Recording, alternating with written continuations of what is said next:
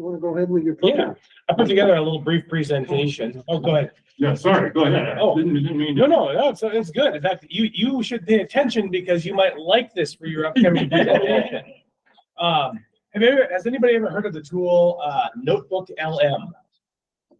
This is a new tool from Google. If you have a Gmail account, you can sign up for it. Hang on a second. I got to find the right. Just a second. Here we go. It's an AI assistant. It is an AI tool. So you can go to notebooklm.google. I will send an email to the club list this afternoon with some examples and some of these details. So, but you can go to NotebookLM and you can read up a little bit about it on here, and you can click try NotebookLM, and if you have a Gmail account, just sign up for a free one if you need it. You can use it. So I'm going to show you some examples of how I use this tool, and then together we're going to build one really quick so you can see how easy this is to use. And this tool I am using to research things, to find answers to questions, to learn new topics. It's amazing what I'm able to do with this tool.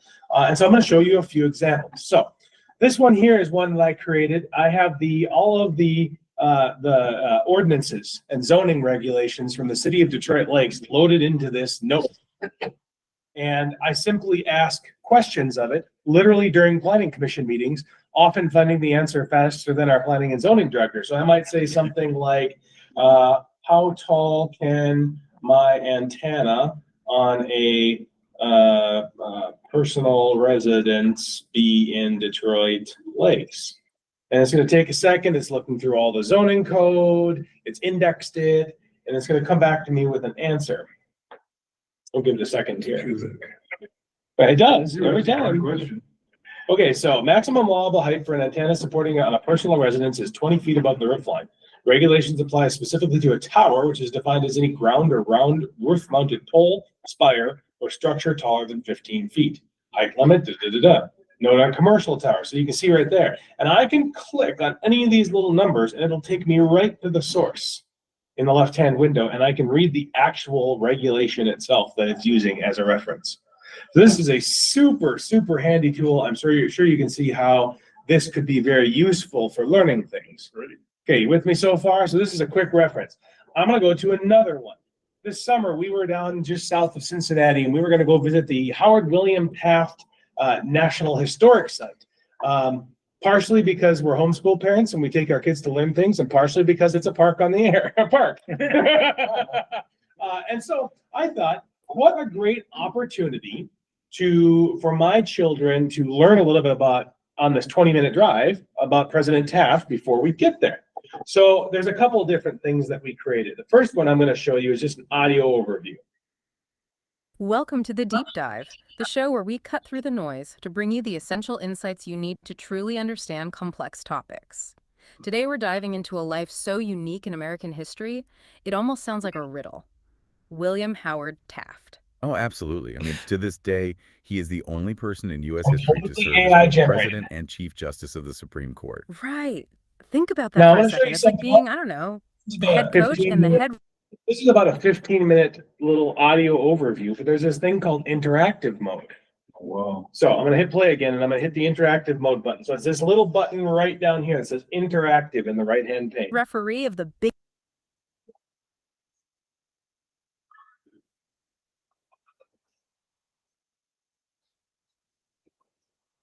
Welcome to The Deep Dive. Hey there.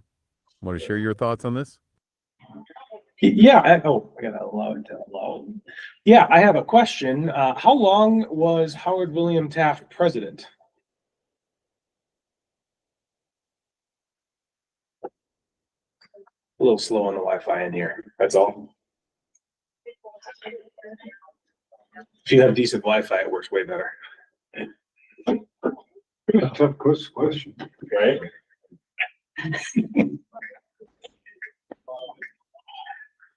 You broke it. I did break it. Now that's the first time I've ever done that. Let me come back to this. There we go. His name is back. Oh, hey there, what's up? Hey, quick question. When was President Taft in the Philippines? That is a great A question. really timely one, actually. Because it relates exactly to the point we were just making. He had 2 major stints there. He was first sent over by President McKinley. That was in 1900. He was the chief civil administrator. He was tasked with setting up the civilian government. Then in 1901, he officially became the first civilian governor general. Okay, so the second thing we did is I created a video overview. And I generated this. All right, let's get into the story of William Howard Taft. He had not one, but 2 dream jobs. So here's a fun question for you. Who's the only person in history to lead 2 branches of government?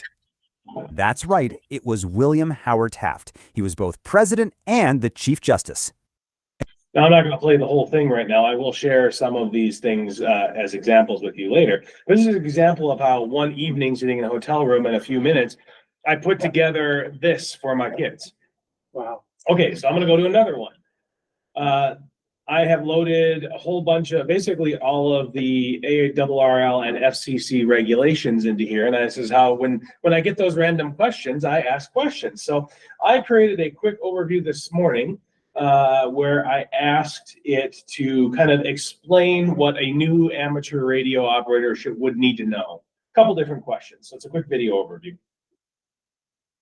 Hit play. Today, we're diving into the FCC's rules for ham radio. Let's break down what you need to know. So, you passed your exam. Congrats. But now what? Let's cover the essential rules.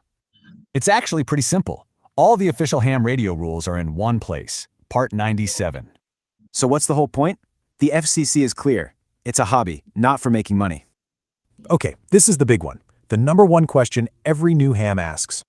You can get on the air right away. Once you're in the FCC database, you are good to go. That's right. No need to wait for that paper license to show up in the mail. When you're on the air, you're the control operator. That means you're responsible for your... Now, of course, you should have learned all this with your test, but we all know how that works. So, but I also created this. So if I tap on this, it gives me this mind map, and I can come in here and be like, oh, I want to know more about examinations. This is a tool I was thinking about with the upcoming changes, Bob. Well, what's a volunteer exam coordinator? Oh, well, look at that. Hey, look, they coordinate exams, screen info, maintain question pools. Then it comes back and it'll actually, once I click on that, write a little summary about that information. Oh, very nice. Yeah. Okay. So let me jump to a different screen here because I've set up some to potentially share. All right. This is another one that I have been working on for quite some time.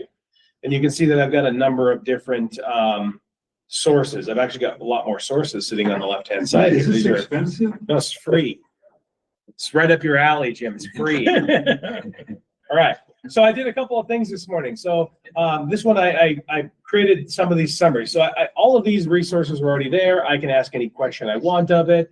You know, if I get an answer that I like, I can save it to a note and it'll save it over here. I'll show you that in a minute, but let's just come into this first one. So here is basically the mind map. So if I'm not sure what to ask, I can just kind of be like, oh, well, I'm interested in RFI sources, and it's going to generate a summary. So we'll let that generate really quick. I really encourage you to play around with this because this is really useful. Like for the EasyNext software, you can go find a bunch of sources, plug it in here and start asking questions. You can have it generate A slideshow. you can like have you it, yeah, you can have it generate a video for you and tell it exactly what you want. I'm going to show you some of that in a minute so that you guys can see it, because we're going to build one before we walk out of here together. Okay, it's that easy. So look, here I've got kind of a good summary, and let's say I really like this summary. I want to come back on the very, it's still generating. On the very bottom, you get this little save to note. So I'm going to click save to note, and it generates a note. And now it's here. I can click on that at any time to come back to the answer that I just took. So that's useful. I can also do this little thing where it's summarized a bunch of information, and I can click this little button, the 3 dots here, and I can say convert to source. And it'll add it over here on the left-hand side and use that as a quick reference for the future. Very useful. All right, so then I thought, okay, I'd like to have a book I can read on this. So I had it generate a technician's handbook. So here's a handbook it created for me with all of the information inside of here that I can read through. I can copy, I can paste this into an email. I mean, it's pretty thorough. I can, when I create this, and I'll show you this, you can give it some instructions, tell it what you really want to know. All right, I'm gonna come back. I said, well, hey, wait a minute. I really want you to talk me through how I find RFI. I don't want to fix it right now. I just want to find it. So I created an audio. Welcome to the deep dive. Today, we're tackling something that plagues 6 minutes and 14 seconds long. Again, it's got interactive. So if you want to just talk to it, you can just talk to it. just about every ham radio operator. RFI, radio frequency interference. It's definitely a growing problem, just, the sheer amount of electronics out there now. Exactly. So our mission today isn't about filtering it out, but actually finding the source, giving you the expert methods to pinpoint that noise, whether it's inside your shack or out. Right. And okay, so it's going to walk through and it's going to talk to you about that. But then I said, well, okay, now I know how to find it. I'd like you to show me how to fix it. So I said, generate a video. All right, let's talk about something that drives pretty much every amateur radio operator crazy. Radio frequency interference, or as we all know it, RFI. We're going to dive into how to tackle it. Yeah, if you're a ham, you've seen this, right? It's that wall of static where a clear signal should be. It can make entire bands totally unusable, and it's I'm just going to jump ahead a little bit, but begin to fight an enemy you can't see. Well, the trick here, and this is really the key, is to be systematic about it. You can't. Okay, I'm not going to play the whole thing. I will send this to you, and you can play them on your own. This is a simple overview, a short one. If I wanted to, I could ask it to do a much deeper dive, and it would generate an hour or two long video if I wanted it to. Okay, what else? Let me jump over to this one. So I've recently was listening to a podcast, and they were talking about ground wave propagation. So then I had this handbook from the ITU that talking about ground wave propagation, and it's not a short handbook, and it's quite involved. And I got thinking, well, wait a minute. So this morning I built one of these. I took that, I grabbed a couple of YouTube videos and threw it in here, a few other sources. And then I generated some flashcards. Like, I'd like to learn what is electromagnetic radiation? It's the answer. The self-propagating wave of electromagnetic fields. Okay, I'm going to keep going. In homogeneous isotropic media, electromagnetic radiation is a blank wave. Okay, transverse wave. So it actually starts creating flashcards for me to learn. I said, make a quiz for me. It's going to quiz me on this, and I can answer, walk through and answer that. Now, how many of you know that there is a lot of information about our hobby online? Imagine if you want to learn about a specific topic. Again, I created one of the mind maps. This is one of my favorite ways to walk through and use the information. But I also then did the thing that I've been doing a lot, and I said, well, let's make a video. So I'm just briefly play a little bit of it. Hey everyone. So if you're a ham, you've probably spent a lot of time thinking about bouncing signals off the ionosphere to talk to someone halfway across the world. But what if I told you there's another super powerful way to get your signal out there? One that works day or night and is actually a secret weapon for building a more secure comms plan. They think it sounds really interesting, don't they? So, we can play around and do a lot of these different things. All right, I'm going to pause here for a minute before we go create one and ask what questions you might have for me at this point. I wish to take information out of a 1940s radio engineering text. Okay, you have a book. I have a book. Yep. Am I able to go ahead? I'm able to scan books. Mhm. I'm assuming what I'd have to do then is I'd have to scan the book, turn it into scan it as a PDF. Well, that would be the most efficient way. If you can scan it as a PDF. Right. I mean, we're talking about 300 pages Yep. of stuff. You do not have to do OCR or optical character recognition on it. You do not. That's what I was going to Yep. ask. This will do it for you. This or some of the other AI tools will do it for you. And isn't there a chance that that book might be already a resource that they can tap into? Well, absolutely. If you Google it, it might already be online. And yes, because I have found Old things. Okay. No, you're gonna send us some information. Yes, I'll what send a this is. follow-up. Yep, I'll send a follow-up. I'll send links. I'll send a couple of these examples. All right. One question. Yeah. Chrome, when you ask Chrome a question, is that AI? Yes, Okay, there are AI components built in. okay. Sometimes their answers are wrong. Yes, now, that is actually, Very wrong. this is actually a really, really, really good point. This is one of the reasons why I like NotebookLM. NotebookLM is only as good as the sources you put in it. So unlike regular AI, when you ask it in Chrome, where you go to ChatGPT or Gemini or any of those, it's searching the web, and whatever idiot puts anything on the internet becomes the answer.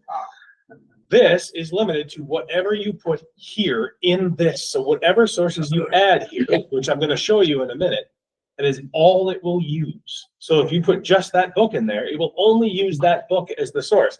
And it's so when you're configuring AI, there's a factor called temperature, and it's a 0 through 9 index. And like a 9 is super creative and often making crap up. And a 0 is not creative at all, and you'll basically just regurgitate information. And so you tune that based on what you're looking for.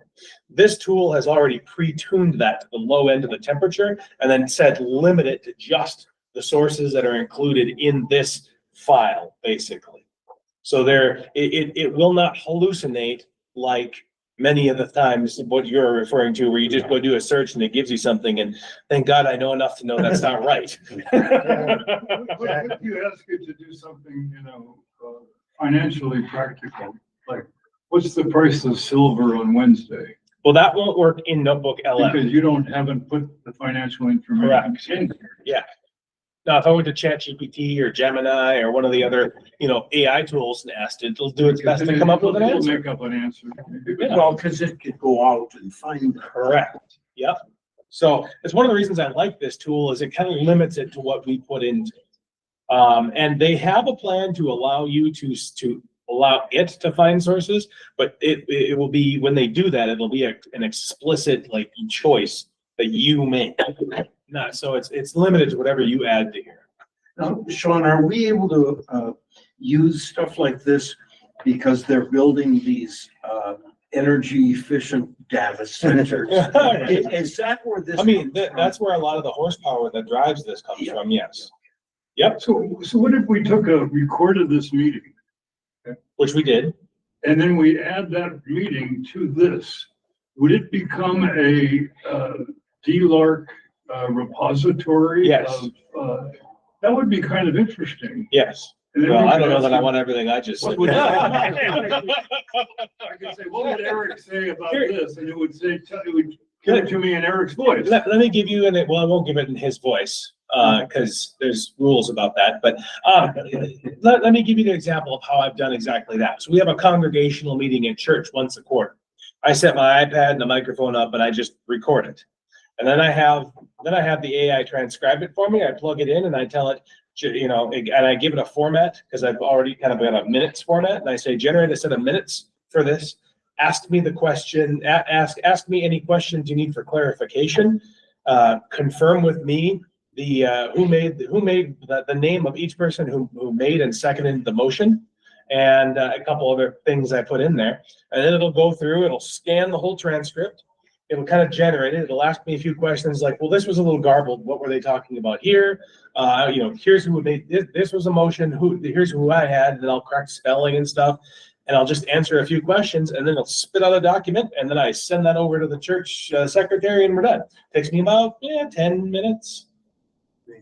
So some people are worried about AI taking over. You jumped on the other side and you're using it, which I commend you. I'm just saying that, if you can't lick them, join them. Well, okay. The AI taking over is a long ways away. I know there's artificial general intelligence, or AGI is the big talk, right? Self-aware, conscious AI. Skynet. Yeah, it's a lot further off than really people seem to indicate. Now, AI has grown to a point where it's self-learning, but to become to that point where it's self-aware, there's a big hurdle to jump there. So from that perspective, I'm not terribly concerned. The second thing that I would offer there is AI is here, you're using it, whether you like it or not. I mean, unless you get rid of every piece of equipment that you own and sit home and do nothing, you're using AI in some capacity, and you have been since the 70s. Yeah. AI has been around since the 70s, just different forms of it. It still doesn't tell me how I win an argument with my wife. That's because there's no answer to that question. Like most of you, do you know what CWIS is on ships? It's a 30-millimeter cannon that has like a radar dome on the top. It protects the ships. It has been AI driven for years. It knows friend or foe. Because it takes so much time for a human to figure that out. CWIS, and they have land-based CWISs that take care of that instantly. So we've been using it a long time. Jim, here's what's really changed is the advent of these large language models where we can interact with it, interact with the AI using just plain English. That's what's really brought AI to the forefront and made it available kind of every day for people. And to be frank, I've used AI quite a bit for this club to just help me generate things more quickly, create websites, create blog posts, things like that. In fact, this is an interesting thing. If I'm in this reducing RFI, I'm going to go and say, I want to create a report. So I'm going to click on this and look, here's a blog post. Now I could just click on blog post, or I can click this little button right here.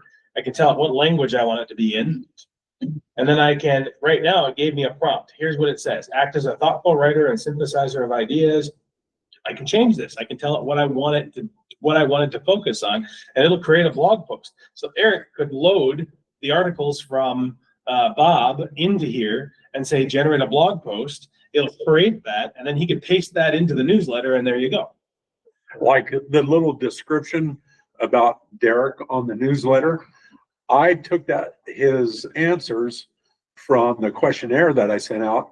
I put it in the AI, and it came up with that based upon his answers. So instead of me sitting there typing that paragraph out about Derek, it just took his answers, wrote it for me, and I put it in the newsletter. So how far, so what you've got are people talking there who aren't real.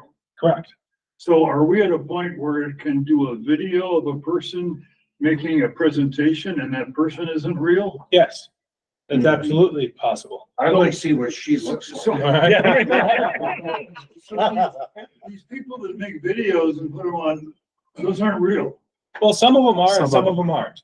A lot of times we can use these to generate automatically some of the background information. We'll do voice overlays. Interesting statistic I read yesterday, 60,000 AI generated songs a month are uploaded to Spotify. 60,000. Yeah. Can I make a presentation but make myself look like Eric? Are you sure you want to do that? So Jim, I'll answer that. Yes, you can, but not for free. Google Translate is AI? Yes, Google translates AI. Well, as you guys know, I mean, interested who needs in us? the German Navy in World War II, and I had so much fun the last few days because I have a whole collection of photo albums from the war, mostly Craigsbury. And there is one in there that actually has a couple unique pictures of Adolf Hitler. And another one that I have about 2 volumes, about 800 pictures of a Luftwaffe, member of the Luftwaffe. I'm not sure if he was a pilot, but he started out in Rome, then he flew to Crete, then he went to Tripoli, and eventually to Benghazi, and he was there when the Germans were on retreat. And there are all these pictures, and they're beautifully captioned. And with the Google Translate, I can just sit there and it'll read it for me. And it'll even read crappy handwriting most of the time. So it's just to that point, we had a bunch of I was working on some strategic planning for our church. We had a bunch of handwritten survey responses, half of which I couldn't read. I think we must have a lot of doctors that work there, Derek. But I scanned them into a PDF. I uploaded them to AI, and I said, summarize the results for me. It was amazing. It read that handwriting and summarized it, and it was pretty accurate. With all due respect, if you couldn't read it, how did you know it was right? Maybe it made it up. Maybe, Well, maybe that number was close to 9. You know how when you read something and then you look at the handwriting, you can be like, oh, I can see how Once you you get know, there. then you can say, Yeah. that kind of makes sense. Yeah. So, all right. What other questions do you have about what I've shown so far? That's amazing. No, that's Nice. like, how to become a ham. I'll just add that to our website, your little video. Tell me That's how just I the- can walk on water. Yeah. Okay, I do float. I don't walk, I float. All right, so let's create one together. So this is the NotebookLM interface. When you come in, you'll see a bunch of featured notebooks along the top here, and then you can see any notebooks you've created. So I've got these 2 that I've created on the club's Gmail account. So I'm going to go ahead and click create a new notebook, and it comes right up and it says, hey, I need you to add some sources. So there's different ways I can upload a file just by clicking here. I can choose something that's stored on my Google Drive. I can put in a link from a website or a link from a YouTube video, or I can just paste text in or write text in. So if you know something, you can just write it or paste it in there. All right, and then this discover sources button is something you can play with. This is how you can tell it to go find sources about a topic for you on the internet. And then you can decide whether you like those sources or not. So I'm going to give some examples of putting some websites and YouTube videos. So I went ahead and I just did a quick Google search while Bob was talking for negative resistance. And then I selected several what looks to be reasonably reputable sources out of there. Now, bear in mind, I have not gone in and looked at all these, so take everything I'm doing with a grain of salt. Normally, I do a little bit deeper look, and I never use Wikipedia. So I'll just grab one of these. I'm going to take this one. I'm going to copy this URL. I'm going to come back here and say, I want to add a website. Well, okay, I'll go ahead and paste that one in, and I can paste multiple. So I'll come back, oh, that was the one I just did. So then there's this one, and I'll copy that one and come back here, okay? And then there's a couple more. Here's another one from Science Direct. I'll go ahead and paste that in. And then here's another one here, and I'll go ahead and paste that one in. And then there's one more I'll grab here, and I'll paste that. So I put in 5 URLs with articles about negative resistance, and I'm going to click this insert button. Now immediately it's going to start trying to read those sources. You can see right away 2 of them failed. Some websites will block that. Your way around that is go copy the content and paste it into that section. So I'll just remove that source, and I'm going to remove that source. We'll go back. Okay, so this was one of them, I believe. Yeah, this was this one and that one. So I'll grab this one. I'm gonna grab this, and I'll just grab, let's see here, chapter reconfigure. Oh, let's see. I didn't even look at this one that close. So I'm just going to ignore that one. Come back to this one. I can copy this whole page if I want, like this, down to here, and I can come back. I'll go add a source, copy text, paste it into there, insert. Now I've inserted that in.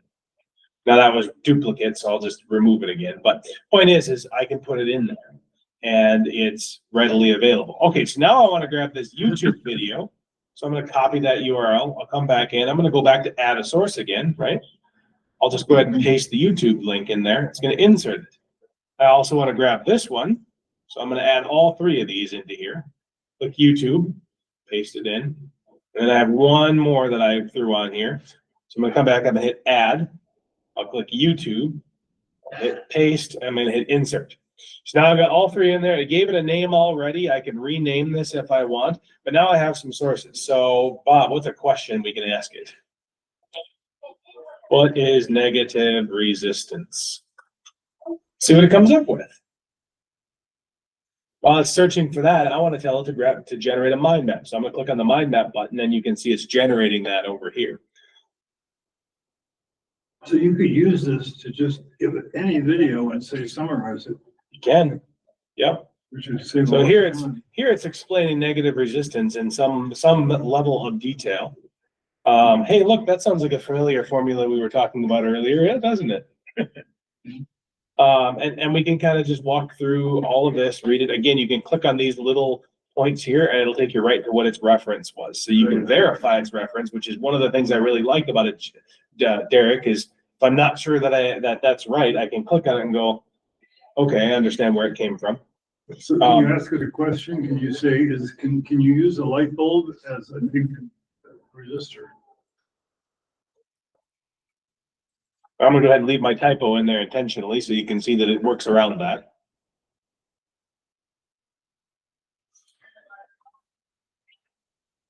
The sources do not contain information, so it starts out, do not contain information. However, the sources clearly define negative resistance as specifically negative differential resistance and identify the types of components to exhibit this property. So you can see here, it said, I don't know because it's not in my sources, but here's what I do know. So it describes it and you can make that decision on your own. So like here, it references neon bulbs, right? When the gas in a neon bulb breaks down. I guess, all right. So Make a nice table, yeah. yep. So I created, it already created that mind map. So I'm gonna go ahead and click on that and here you go. We can walk through the questions and, break it down into specific topics if we'd like. But here's a simple thing. Let's just do a simple, you guys want to do a quick video overview? Let's do a quick video one. I'm going to go ahead and see the video overview here. I could just click on video overview and it'll create one. But I want to customize this a little bit. So I'm going to click this little pencil in the corner. And I'm going to say, please create a 90-second video that describes and shows how negative resistance works and what we should know to overcome challenges with negative resistance. Because that's what I'd like to know. For 90 seconds. I thought I was the only one that asked technology, please. I don't know. I do that. I live by be kind, so I be kind to everything, and it's a habit. So, Please. It does take a minute to do the video and audio generation. You can see it sitting here spinning. While you're doing that, we can click on reports. So here's an example of it's going to load some additional suggestions. So right now it's scanning your topic and it's coming up with some potential suggestions. For example, it could write a technical white paper for you, which once it's done, you can recreate it. Concept explainer, tutorial narrative, blog post, study guide, briefing doc. Is there something that one of you wants to know? How about we'll go with a briefing doc format. I'm going to click on that now. Right here, it lays out, create a comprehensive briefing document that synthesizes the main themes and ideas from the sources. Start with a concise executive summary that presents the most. So I can leave it like this, or I can edit it. I can add in, if I would like, I can hit enter and I can say, focus specifically on creating negative resistance in a circuit. Fix my spelling, generate. So now it's going to start generating that report using these 6 sources.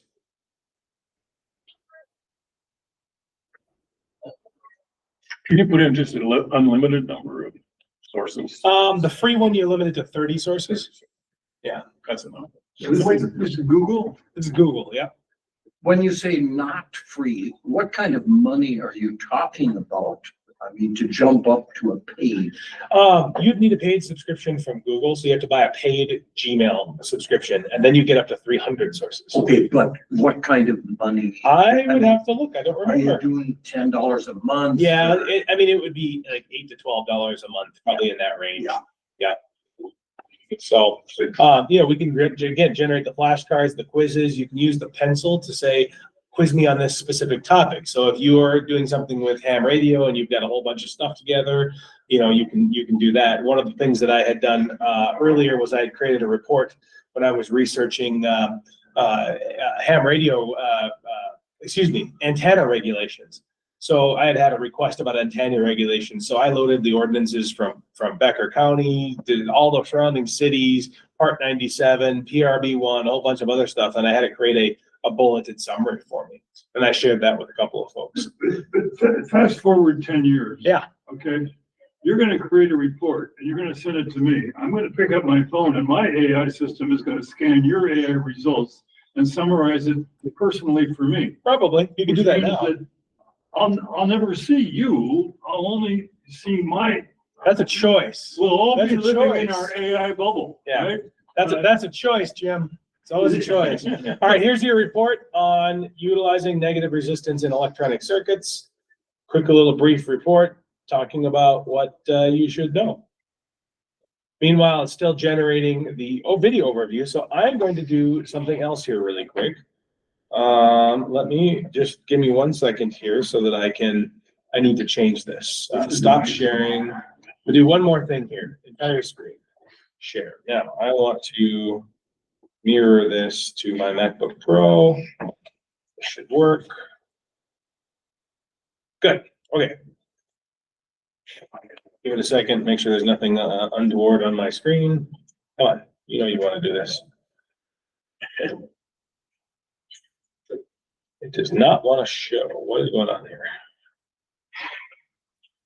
Oh, it's all that ham radio stuff should be like that, getting an extra class, right? Let me try it one more time. Yeah, I'll try this one more time. If it doesn't work, I'll just show you, but I was hoping I could just show it on screen but the Wi-Fi here is, well, it's not made for what we're doing. Let's put it that way. All right, I'm just going to show you on screen. So you can download the NotebookLM app on here. You can create some basic stuff on here. You can't do as much, but you can see the items that you have. In this case, for both of these, I have created an audio overview. So I've done this before where I'm getting ready to go someplace, and I will create an audio overview and then download it. And I'll do the ground wave propagation one here. This is the brief on electromagnetic radiation and ground wave communication. Okay, so electromagnetic radiation, EMR, it's behind pretty much all wireless communication. So you can see it's readily available right on my phone. I created it on the computer, but I can have it right here. I can download it offline, so I don't have to be on the internet. But if I am online, I can use the interactive mode on here, and I can just ask it questions, which I've done before. All right, let's come back to the one we were working on creating. Can you create in your phone? Yes, you can. It is a little bit more limited. You can't do quite as much, but you can add here. So we're creating a one PDF, website, YouTube, copy text, same kind of things. You can put the stuff in there. So that's definitely doable from your phone.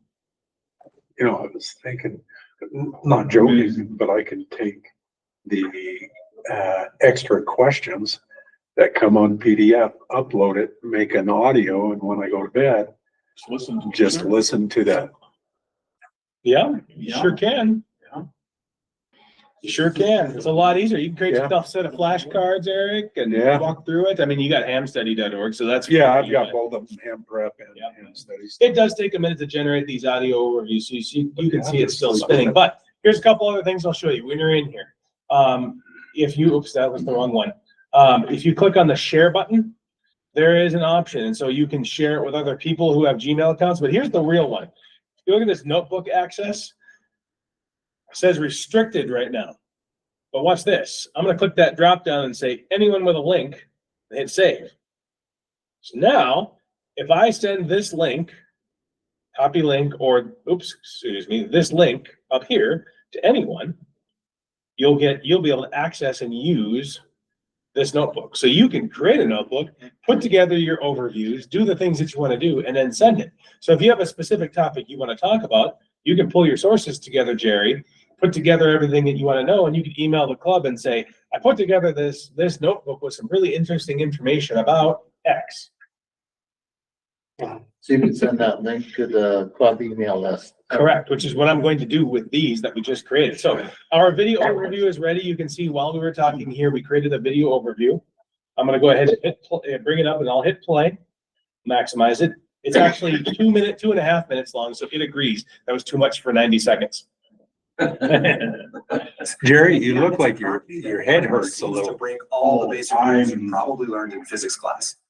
So just start with this question for a second. What if you had a component that instead of, slowing electricity down and burning off energy, actually pushed it forward? It sounds completely impossible, right? But believe it or not, this strange little idea is the secret sauce inside almost all of our wireless tech. You see, everything from your phone to a big radio transmitter relies on these things called oscillators. Their whole job is to produce a constant, predictable wave, like a perfect, tiny electronic heartbeat. But there's always a but. There's a problem that every single one of these oscillators has to solve. And that problem is just normal resistance, what we call positive resistance. You should think of it just like friction. In any real world circuit, energy is always being lost. And what that does is it causes that perfect little electronic heartbeat to get weaker and weaker until it just fades away completely. So how in the world do you solve that energy loss? Well, it's pretty simple, actually. Just like you fight friction with a push, we fight positive resistance with, you guessed it, negative resistance. I mean, just look at the difference here. One consumes power, the other actually supplies it. It's a total game changer. So what is really going on? This isn't some magical made-up component. It's a really weird behavior called negative differential resistance. Turns out some electronic parts, but only under very specific conditions, can actually defy Ohm's law. You know, the law that says more voltage equals more current. Well, here, for just a moment, cranking up the voltage actually causes the current to go down. And this breaks down how it all works so brilliantly. As that oscillator wave naturally starts to die out from all that energy loss, the negative resistance component just kicks right in. It gives it a perfectly timed little push, injecting just enough energy to perfectly cancel out the loss. And the result, it keeps that electronic heartbeat going strong and steady. And that's really the key takeaway here. By perfectly balancing out the energy lost in a circuit, negative resistance has this incredible, almost magical ability to take a tiny random flicker of electrical noise and amplify it into a perfect stable wave. It's literally how we create order out of chaos. And it's the invisible heartbeat that's powering our entire connected world. There you go. 2.5 minutes. Amazing. I will share this one with the club as well as our example of what we did in person. Before I do that, I will also create a much deeper dive version of a couple of these. So if you want to watch a longer version and see what it does when you actually challenge it, we'll go ahead and do that. You can on the negative resistance one, you could throw in what is the difference in entropy. Yeah.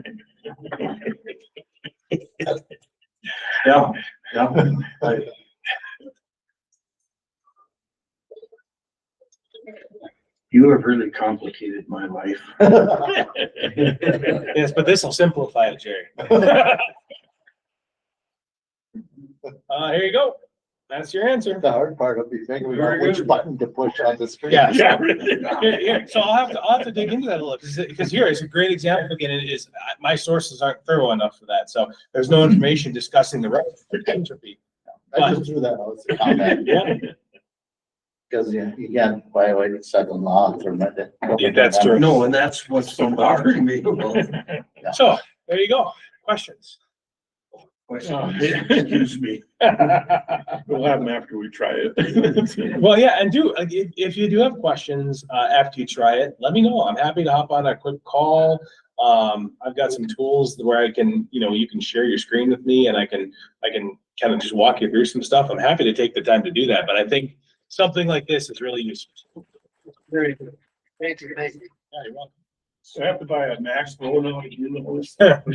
Nope, just need a cell phone. That's very good. Thank you. Yeah, you're welcome. Amazing. That was great.